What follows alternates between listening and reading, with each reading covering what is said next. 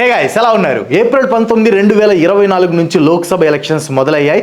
ఈసారి మీలో ఎవరు ఓటు వేయబోతున్నారు? కింద కామెంట్స్లో ఐ విల్ ఓట్ అని కామెంట్ చేయండి. అందరూ తప్పకుండా ఓట్ వేయాలి. ఒక ఇండియన్గా అది మన బాధ్యత. ఐ విల్ ఓట్ అని కింద కామెంట్ చేయండి. దేశం మొత్తంలో డిబేట్స్ ఎవరు గెలుస్తారు అనే దాని గురించి కాకుండా బీజేపీకి 400 సీట్స్ వస్తాయా లేదా అనే దాని మీద చేస్తున్నారు. మీరు చాలా మందికి తెలిసే ఉంటుంది 400 సంగతి. ఈసారి లోక్సభ ఎలక్షన్స్లో బీజేపీ లీడ్ చేస్తున్న ఎన్డీఏ పెట్టుకున్న లోక్సభ సీట్స్ టార్గెట్ 400 అండ్ వీటిలో బీజేపీ టార్గెట్ వచ్చేసి 370. అయితే బీజేపీకి ఈసారి ఎన్ని సీట్స్ వస్తాయి అని మీరు అనుకుంటున్నారో కింద కామెంట్లో చెప్పండి. లోక్సభ ఎలక్షన్స్ మొత్తం 543 స్థానాల్లో జరుగుతాయి. ఈ 543లో 400 స్థానాలు సొంతం చేసుకుంటాం అని బీజేపీ శపథం చేసింది. ఈ 400 అనేది జస్ట్ అపోజిషన్ వాళ్ళ కాన్ఫిడెన్స్ ని దెబ్బతీయడానికి పెట్టారా, లేక 400 సీట్స్ టార్గెట్ ని అచీవ్ చేయటం నిజంగా పాసిబుల్లా? బీజేపీకి నిజంగా 370 సీట్స్ వస్తాయా? బీజేపీల రౌండ్ ఫిగర్లు టార్గెట్ గా పెట్టుకుంటే మరి అపోజిషన్ పరిస్థితి ఏంటి? అన్నిటికంటే ముఖ్యంగా ఒకవేళ నిజంగా బీజేపీ లీడ్ చేస్తున్న ఎన్డీఏకి 400 సీట్స్ గెలిచి పవర్ లోకి వస్తే బీజేపీ గవర్నమెంట్ నెక్స్ట్ స్టెప్ ఏంటి? ఈ క్వశ్చన్స్ అన్నిటికీ ఆన్సర్ ఈ రోజు వీడియోలో మనం తెలుసుకుందాం. Let's find out. 2014లో పవర్ లోకి వచ్చినప్పటి నుంచి బీజేపీ తమ టార్గెట్స్ ని బాగా హైలో సెట్ చేస్తూ వచ్చింది. 2014లో 282 లోక్సభ సీట్లు గెలిచిన బీజేపీ 2019లో 21 ఎక్స్ట్రా సీట్స్తో 303 సీట్లు గెలిచింది. అయితే గెలిచిన ఈ 303 సీట్లలో కేవలం 224 సీట్లలో మాత్రమే బీజేపీకి 50% లేదా అంతకంటే ఎక్కువ ఓట్ షేర్ వచ్చింది. సో 2019 లోక్సభ రిజల్ట్స్ వచ్చాక బీజేపీ మొత్తం 160 స్థానాలని పిక్ చేసి వాటిని వీక్ సీట్స్గా గుర్తించి వాటి మీద ఎక్కువ కాన్సన్ట్రేట్ చేయాలి అని డిసైడ్ అయ్యింది. ఈసారి ఈ 160 స్థానాల్ని 50% లేదా అంతకంటే ఎక్కువ ఓట్ షేర్తో గెలవాలనేది బీజేపీకి ఉన్న ఇంకో టార్గెట్. బీజేపీకి వ్యతిరేకత వచ్చింది, ఈసారి గెలవటం కష్టమని అపోజిషన్ పార్టీస్ ఒకటే మోత మోగిస్తుంటే మోడీ గారు మాత్రం ఆప్కీ బార్ 400 పార్ అని ప్రతి ఎలక్షన్ క్యాంపెయిన్స్ లో చెప్తున్నారు. ఎలక్షన్స్ లో ఎవరు గెలుస్తారు, ఎన్ని సీట్స్ వస్తాయి అనేది ఎగ్జాక్ట్ గా ఎవరు చెప్పలేరు. సో ఇక్కడ మనం ఏం చేయాలంటే ప్రతి స్టేట్ లో BJP past performance, present situation ఎలా ఉంది అనే దాన్ని బట్టి ఎన్ని సీట్స్ వస్తాయో ఒక అంచనా వేయాలి. అఫ్ కోర్స్ ప్రతి సీట్ని అనలైజ్ చేయడానికి టైం సరిపోదు కాబట్టి మెయిన్ స్టేట్స్ ప్లస్ కొన్ని స్టేట్స్ని కలిపి రీజన్స్ కింద తీసుకొని లెక్క చూద్దాం. ముందుగా సౌత్ ఇండియా స్టేట్స్ దగ్గరికి వద్దాం. బీజేపీ సౌత్ ఇండియాలో బాగా వీక్, ఇది జగమెరిగిన సత్యం. ఎవరో యూట్యూబ్లో నా వీడియోస్ చూసి నన్ను కామెంట్లో తిట్టేవాళ్ళు తప్పించి పెద్దగా ఓట్లు వేసేవాళ్ళు ఉండరనమాట. నాకెందుకు మన ఆంధ్రప్రదేశ్ని తీసుకోండి. అత్త కోడళ్ళు పొద్దునంతా కొట్టుకొని నైట్ సీరియల్ టైంకి ఒకటే టీవీ ముందు కూర్చున్నట్లు 2019 తర్వాత తెగ తిట్టుకున్న టీడీపీ, జనసేన, బీజేపీ కలిసి ఎలక్షన్స్లోకి వెళ్తున్నాయి. 2019 లోక్సభ ఎలక్షన్స్లో ఆంధ్రప్రదేశ్ నుంచి బీజేపీ ఒక్క సీటు కూడా గెలవలేదు. ఈసారి కూడా అది కష్టంలాగా అనిపిస్తుంది. ఎందుకంటే టీడీపీ, జనసేనతో పొత్తు పెట్టుకున్న బీజేపీకి ఆంధ్రప్రదేశ్లో ఉన్న 25 సీట్లలో 6 సీట్లు లభించాయి అనడం కంటే టీడీపీ, జనసేన కలిసి ఒక 10 అసెంబ్లీ సీట్లు, ఒక 6 లోక్సభ సీట్లు బీజేపీకి ఇచ్చాయి అంటాం బెటర్ అనమాట. సో పోనీ ఇచ్చిన 6 సీట్లలో పోటీ చేసి క్యాండిడేట్ స్ట్రాంగ్ గా ఉన్నారా అంటే అది కూడా లేదు.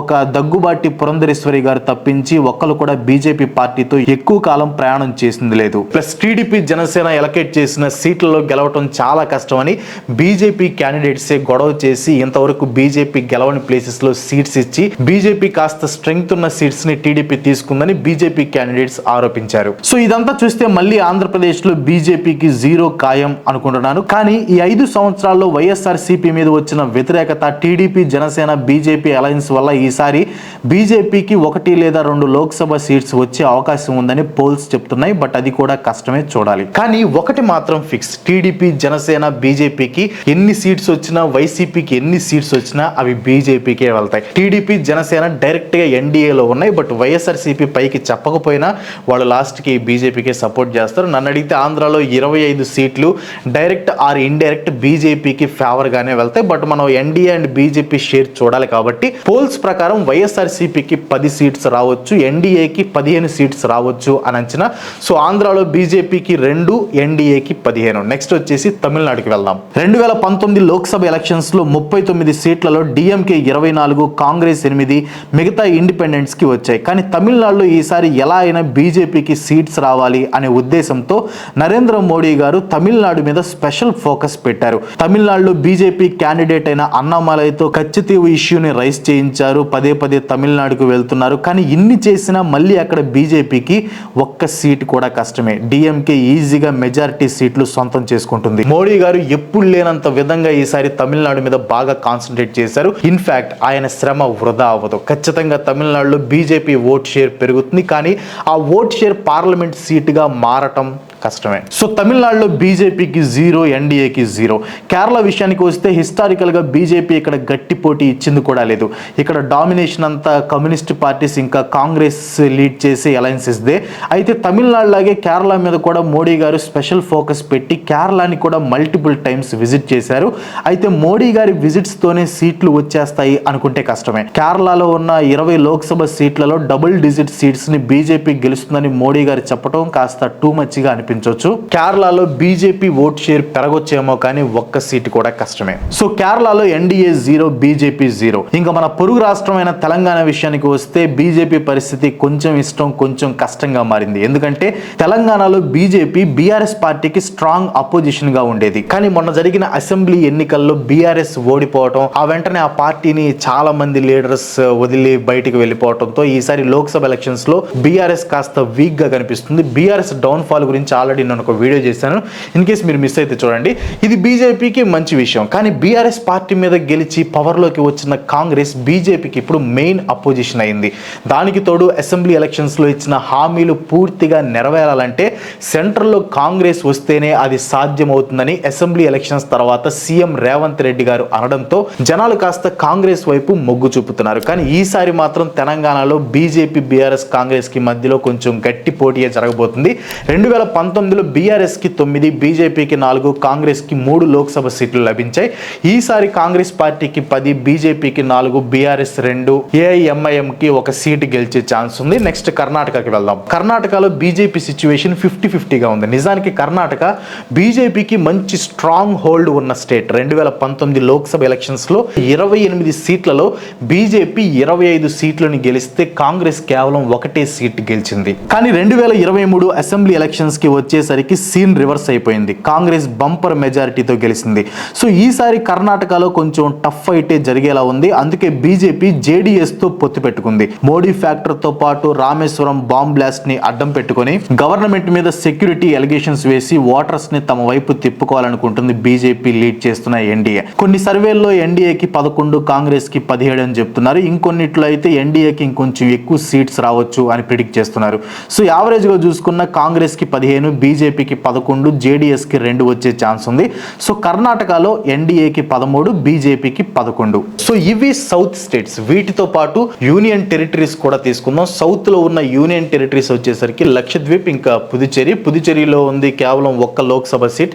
2019లో దీన్ని కాంగ్రెస్ సొంతం చేసుకుంది. అయితే ఈసారి ఈ 1 సీటు కోసం కాంగ్రెస్ ఇంకా బీజేపీ మధ్యలో గట్టి పోటీ జరగబోతుంది. లాస్ట్ టైం గెలిచిన Congress candidate V Vaithilingam BJP candidate అయిన నమశైవయంతో పోటీ పడుతున్నారు. నమశైవయం ప్రెసిడెంట్ పుదుచ్చేరికి హోమ్ మినిస్టర్. సో లోకల్ గా ఇతనికి సపోర్ట్ బాగా ఉంటుంది కాబట్టి ఈ సీట్ బీజేపీకి వచ్చే ఛాన్స్ ఉంది.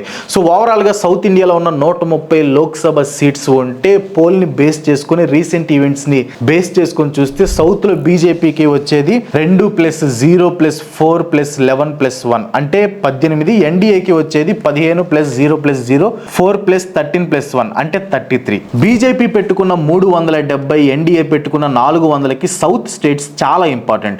సౌత్ లో ఉన్న 130 స్టేట్లలో 33 మాత్రమే వస్తే వాళ్ళ టార్గెట్ అచీవ్ చేయడం చాలా అంటే చాలా కష్టం అవుతుంది. అఫ్ కోర్స్ ఆ వస్తాయని చెప్పిన 33లో 15 సీట్లు ఆంధ్రప్రదేశ్లోవి అంటే టీడీపీ ఇంకా జనసేనవి. వీళ్ళు బీజేపీతోనే ఉంటారా లేదా లాస్ట్ టైం లాగా రివర్స్ అవుతారా అనేది మనం ఇప్పుడే చెప్పలేం.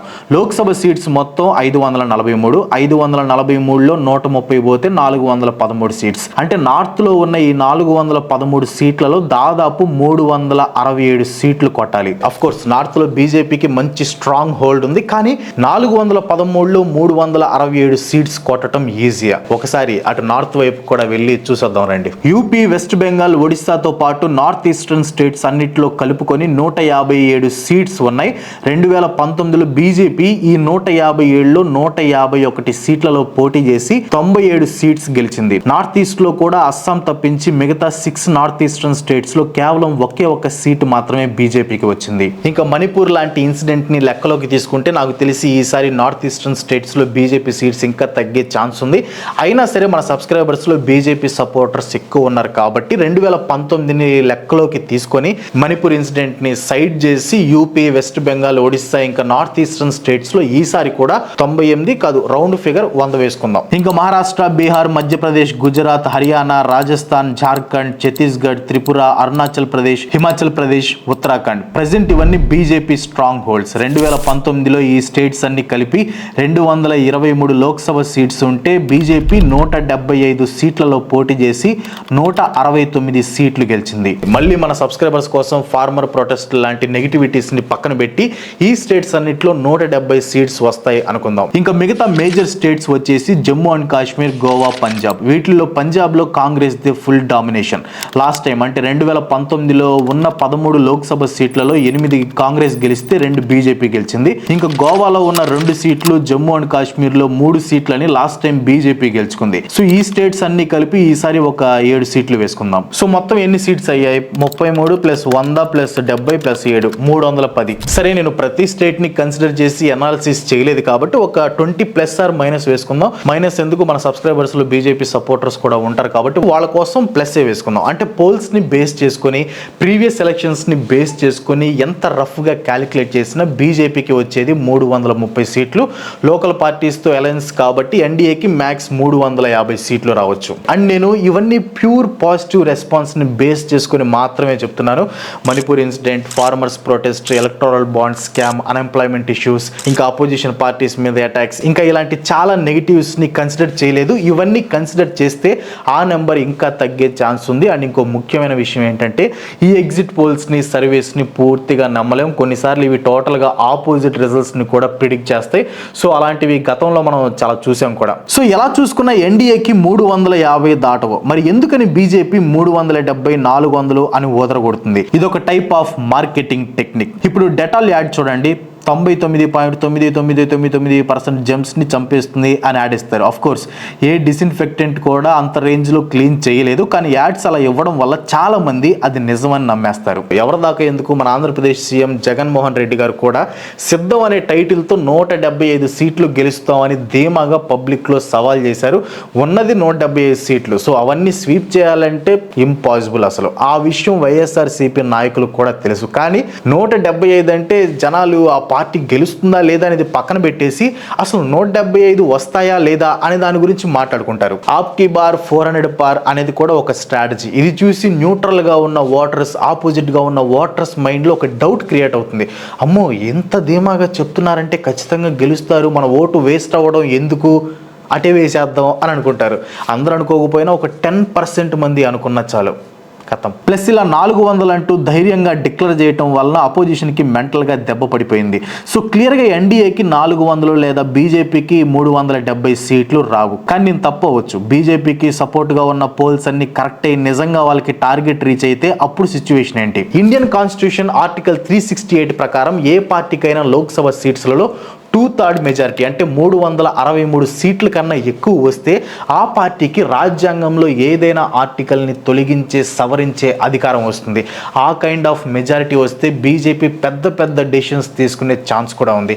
బీజేపీకి 370 సీట్స్ లేదా ఎన్డీఏకి 400 సీట్లు వస్తే గవర్నమెంట్ ఫామ్ చేసిన వెంటనే బీజేపీ గవర్నమెంట్ చేసే పని మన కాన్స్టిట్యూషన్ అంటే రాజ్యాంగాన్ని మార్చడం. ఇది నేను చెప్పట్లేదు, మళ్ళీ నన్ను తిట్టుకుంటారేమో.